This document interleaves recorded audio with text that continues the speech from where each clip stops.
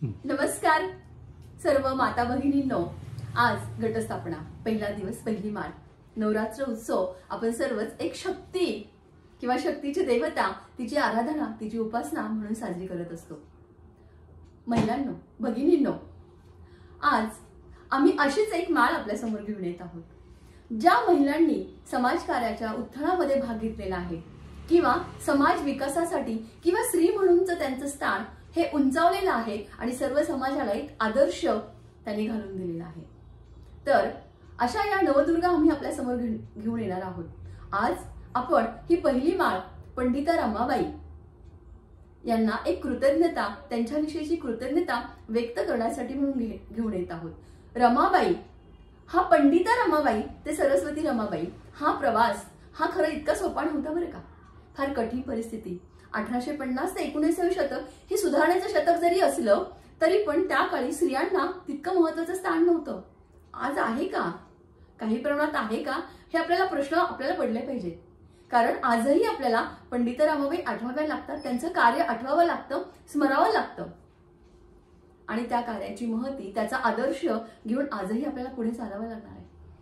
तर मग हा रमाबाई ते पंडिता हा जो प्रवास आहे, हा प्रवास आज आपण जाणून घेणार आहोत. आज माझ्यासोबत इथे आहेत महाराष्ट्र अंधश्रद्धा निर्मूलनाच्या राज्याच्या सरचिटणीस ऍडव्होकेट रंजना गवंदे मॅडम. नमस्ते मॅडम. मैत्रिणींनो, पुरोगामी विचारांनी पुढे जाऊन खूप कार्य करतायत. हे कार्य तितकं सोपं नाहीये आणि पुरोगामी विचारांनी कार्य करणं आणि पुरोगामी महिलांना, सुधारणावादी महिलांना त्यांची आठवण काढणं, त्यांना कृतज्ञता व्यक्त करणं हीच खरं तर नवरात्रीची पहिली माळ ठरेल, नाही का? तर आपण जाऊयात. मॅडम, पंडिता रमाबाई या तुम्हाला कशा भावतात? कसं तुम्ही त्यांच्याकडे पाहताय? पंडिता रमाबाई ह्या खरं तर आपल्या स्त्रियांच्या दृष्टीने एक खूप मोठं प्रेरणास्थान आहे. याचं कारण असं की अगदी सर्वसामान्य ब्राह्मण कुटुंबात जन्मलेल्या, परंतु त्या काळामध्ये स्त्रियांना शिक्षणाचा अधिकार नव्हता. असं असताना त्यांच्या वडिलांनी मोठ्या धैर्याने आणि जाती बांधवांचा प्रखर विरोध सहन करून त्यांना संस्कृत शिकवलं आणि संस्कृत शिकलेली ही मुलगी फक्त तेवढ्यावरच न थांबता विद्वानांच्या सभा गाजवणं, ज्ञानार्जन, स्वतः खूप मोठ्या कष्ट सोसून त्यांनी ज्ञान लालसा पूर्ण केलेली आहे. विद्वानांच्या सभा गाजवल्या आहेत. एवढंच नाही तर म्हणजे त्यांचा जो जीवनपट जर आपण बघितला तर प्रत्येक ठिकाणी अगदी विद्रोह दिसतो आणि त्या विद्रोहातून आपल्याला आजची जी आपली पाऊलवाट आहे ती त्यांनी सुलभ केलेली आहे. अगदी पहिलेच उदाहरण जर बघितलं तर 8व्या-9व्या वर्षी बालविवाह त्या काळात मुलींचे होत होते. बालविवाह नाकारणं, शिक्षण घेणं, स्वतः शिक्षण घेऊन सक्षम होणं, विद्वानांच्या सभा गाजवणं, मोठमोठ्या विद्वानांमध्ये जाऊन व्याख्यानं देणं हा मोठा विद्रोहच त्या काळातला होता. तसंच अनेक ठिकाणी जाऊन अंधश्रद्धांना विरोध करणं, म्हणजे अंधश्रद्धामूलक ज्या कृती आहेत त्या उघड करणं, असं सगळं अगदी त्यांचं जे आयुष्य आहे ते म्हणजे प्रखर संघर्षाचं हे आयुष्य त्यांचं संपूर्ण आयुष्य आहे. आणि अगदी असा सवाल ते विचारायचा, ज्ञान जर पवित्र असेल तर ते सर्वांनाच का नाही, ते स्त्रियांना का नाही?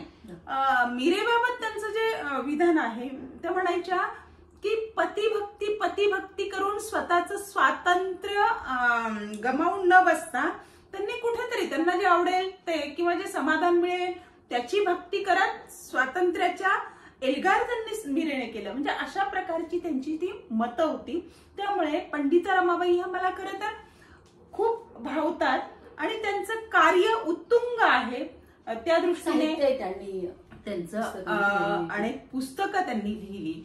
स्त्रियांच्या शिक्षणासाठी खूप मोठा खऱ्या अर्थाने त्यांनी लढा उभारला. अनेक संस्था स्थापन केल्या.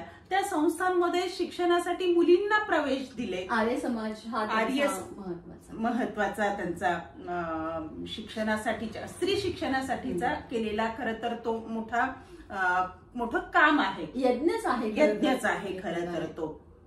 आणि हे सगळं करत असताना म्हणजे स्वतःच्या वैयक्तिक म्हणजे समाजापुढे स्वतःच्या वैयक्तिक आयुष्याचा पण कसा त्यांनी एक आदर्श पट निर्माण केला. म्हणजे मी आत्ताच तुम्हाला म्हणाले की बालविवाह नाकारणं ही त्या काळामध्ये सोपी गोष्ट नव्हती. समाज प्रवाहाच्या विरोधात जाणं अगदी बरोबर आहे. शिक्षण घेणं ही सोपी बाब नव्हती. आणि वयाच्या 21व्या वर्षी त्यांनी लग्न केलं. हा समाजाच्या दृष्टीने खूप मोठा अनिष्ट बाब होती.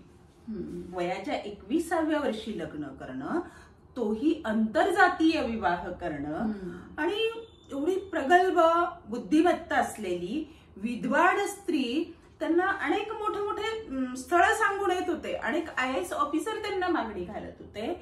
परंतु म्हणजे मी खरं तर हे सांगेल की आजच्या मुलींनी हे लक्षात घेण्यासारखी बाब आहे की त्यांनी पैसा, समृद्धी, सुखासीन जीवन नाकारून त्यांच्या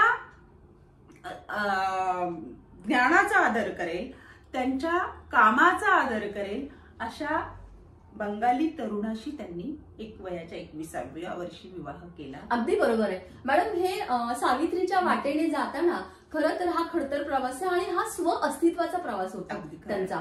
म्हणजे स्वतःचं अस्तित्व, आणि हे अस्तित्व कसं निर्माण होऊ शकेल तर फक्त ज्ञानाच्या आधारावर निर्माण होऊ शकेल. म्हणजे आज आपण बघतो की अनेक विविध धार्मिक उपासना, सोहळं, ओळं, हे काही ज्याचा अर्थ माहिती नाहीये आणि आंधळेपणाने हे सगळं आपला समाज करत आहोत आणि त्याच्यात कुठे त्यांचं अस्तित्व दिसत नाहीये. पण एक ज्ञान असेल आणि ज्ञानवर्धक जीवन खरं तर पंडिता रमाबाई जगल्या आणि म्हणूनच आपल्यालाही आज त्यांच्याविषयी बोलावंसं वाटतंय. पण जरी असं असलं तरी त्या काळातले अनेक इतर समाजकर्ते पण होते. तर मी माझ्या असं वाचण्यात आलंय की टिळकांबरोबरही त्यांचे काही वाद झाले होते आणि विशेष म्हणजे इंग्लंड, अमेरिका या ठिकाणी त्या शिकून आल्या, तिथे त्यांच्या कार्याचा गौरव झाला. पण भारतामध्ये त्यांना म्हणावं तितकं स्थान मिळालं नाहीये. पंडित रमाबाईंच्या बाबत हा खरं तर खेदानेच म्हणावं लागेल की आपण म्हणता तसं त्यांना भारतामध्ये आजही त्यांना पाहिजे तसं जे आदराचं स्थान जे मिळणं गरजेचं होतं ते मिळताना दिसत नाही किंवा मिळालं नाहीये. म्हणजे त्यांनी शिक्षण घेणं असेल किंवा त्यांचा विवाह असेल, विद्वानांच्या सभेमध्ये जाऊन बोलणं असेल, याच्या बाबत खूप प्रखर टीका त्या काळचे तथाकथित समाज सुधारकांनी केली आणि त्यात टिळकांचं नाव घ्यावं लागेल. म्हणजे जेव्हा त्यांनी आंतरजातीय विवाह केला त्यावेळेस सुद्धा मोठेच्या मोठे रकाने छापून येत होते. त्यांनी शिक्षण घेतलं किंवा त्या विद्वानांच्या सभा गाजवत होत्या त्यावेळेस सुद्धा टिळकांच्याकडून त्यांच्यावर प्रखर टीका झाली. परंतु त्या टीकेला त्यांनी तेवढ्याच समर्थपणे आणि ज्ञान साधनेच्या माध्यमातून उत्तरं दिलेली आहेत. म्हणजे त्यांची विद्वत्ता पूरक ती उत्तरं असायची. अशा प्रकारे त्यांनी त्या टिळकांच्या सुद्धा विरोधाला त्या सामोऱ्या गेलेल्या आहेत. पण एक पंडित रमाबाईंवरती एक टीका होते की हे सगळं आहे त्यांनी त्या संस्कृत शिकलेल्या आहेत किंवा हिंदू धर्माचे धर्म आचरण किंवा धर्म शिकवणूक याला त्यांनी एक विद्वत्तेने किंवा शास्त्रीय दृष्टिकोनातूनही पाहायला सुरुवात केली आणि तसं कार्यही केलं. पण त्यांनी मिशनरीच्या माध्यमातून जास्त समाजकार्य पुढे नेलं आणि ख्रिस्ती समाज त्यांनी स्वीकारला. तर मग हे कुठेतरी टीका त्यावेळेस होतो निश्चित. तर मग हे नेमकं कसं काय बाबा ख्रिस्ती धर्मात? खरं तर त्या चित्पावण ब्राह्मण समाजामध्ये जन्माला आल्या आणि त्यांचे वडील जे आहेत ते काही कारणास्तव कर्नाटकमध्ये वास्तव्याला गेलेले होते. परंतु जेव्हा त्यांच्या आईला आणि पंडित रमाबाईंना वडिलांनी संस्कृत शिकवलं त्यावेळेस ह्या संपूर्ण समाजाने त्यांच्यावर टीकेची आणि अनेक त्यांच्या पुरोगामी मतांमुळे त्यांना वेळोवेळी खूप त्रास देण्यात आला आणि त्याच्यामुळे रमाबाईंचे वडील हे तिथून मूव्ह झाले, शिफ्ट झाले. पूर्ण देशभर ते भ्रमंती करत फिरत होते. रमाबाई सुद्धा त्यांच्यासोबत फिरत होते. असं सगळं ते झालं. आणि त्याच्यानंतर जेव्हा रमाबाईंची सुद्धा जी मतं होती अगदी प्रखर मतं होती आणि खरं तर त्या काळच्या त्या समाजाच्या मताप्रमाणे असेल किंवा आज सुद्धा त्यांची जी मतं होती अगदी विद्रोही मतं होती आणि त्याला सनातनी हिंदूंनी खूप मोठ्या प्रमाणात टीका केली. त्या टीकेला त्यांना सामोरं जावं लागलं. आणि मग त्यांना कुठेतरी ख्रिस्त जवळचा वाटू लागला. ती जी मतं आहेत ती विचारसरणी जवळची वाटायला लागली आणि म्हणून त्यांनी तो धर्म स्वीकारला. परंतु तो धर्म स्वीकारला तरी त्यांनी आंधळेपणाने कुठल्या कृती त्या काळामध्ये केलेल्या नाहीयेत. म्हणजे अगदी ते बाप्तिस्मा घ्यायला पावच का खायचा इथपासूनच्या त्या छोट्या छोट्या गोष्टी प्रश्न विचारले आणि अगदी डोळे उघडे ठेवून प्रत्येक कृती त्यांनी ती केली. केवळ डोळे झाक करून ते केलेलं नाहीये.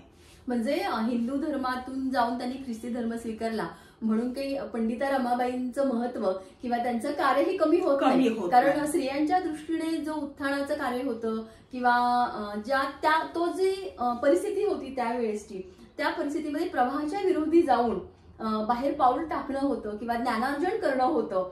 हे खरं तर खूप क्रांतिकारकच होतं नाही का. म्हणजे आज मला वाटतं आपण जेव्हा दुर्गेची उपासना करतो तेव्हा ही मानवरूपी दुर्गा ही खूप काही शिकून जाते, खूप काही शिकवते.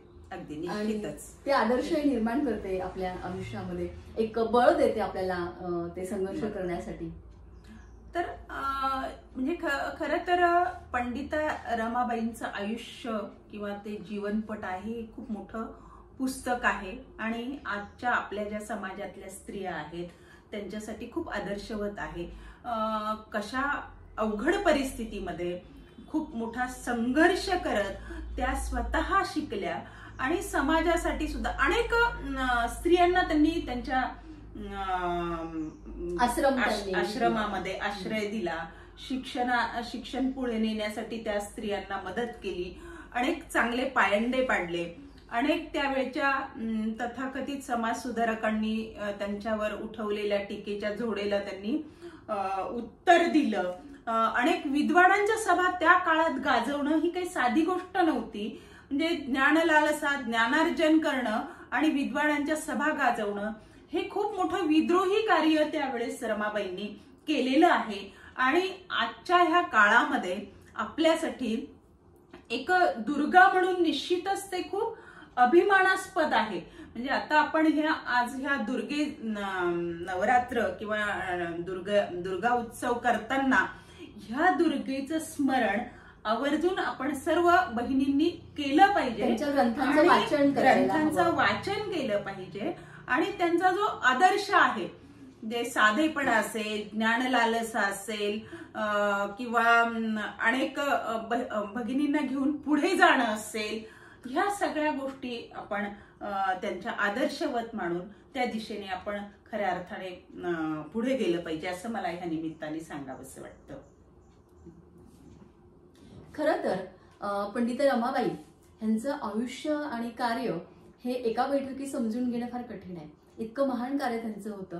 प्रवाहाच्या विरोधी जाऊन कार्य करणं हे खरं आजही शक्य आहे का मैत्रिणींनो? विचार करा ना. आपण घरात जेव्हा ज्ञानाच्या आधारावर कुठली गोष्ट बोलायला जातो त्यावेळेस आपल्याला विरोध होतो. तू फार शहाणी झाली आहेस का, फार शिकली आहे का, म्हणून तुला अक्कल आली आहे का, तू पुरुषांच्या समोर यायचं नाही वगैरे, असं आजही आपण ऐकतो या शतकामध्ये.